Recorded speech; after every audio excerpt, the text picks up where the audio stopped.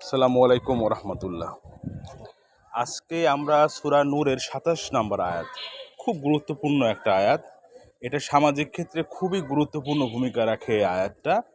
সে আয়াতটার বাংলা অর্থ হচ্ছে, হে ইমানদারগণ, নিজেদের গৃহ ছাড়া অন্যের গৃহে প্রবেশ করো না যতক্ষণ না গৃহবাসীদের সম্মতি লাভ করো এবং তাদেরকে সালাম করো। এটি তোমাদের জন্য ভালো পদ্ধতি।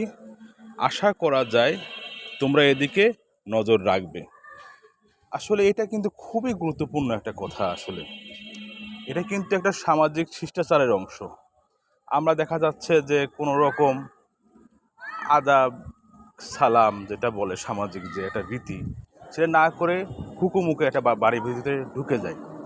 ওখানে একটা নারী পর্দার একটা বিষয় আছে, মানুষের প্রাইভেসির বিষয় আছে। সেই বিষয়টাকে দেখেন, কোরআন শরীফ কিন্তু অনেক আগেই আল্লাহ তাআলা কিন্তু সে ১৪০০ বছর আগেই কিন্তু এটাকে এই মুমিনদের জন্য কিন্তু নোটিশ করে দেন। এটা কিন্তু যথেষ্ট একটা শিক্ষণীয় বিষয়, যেটা আমাদের সামাজিক এবং ধর্মীয় শিষ্টাচারের অংশ। খোদা হাফেজ। আসসালামু আলাইকুম ওরহমতুল্লাহ।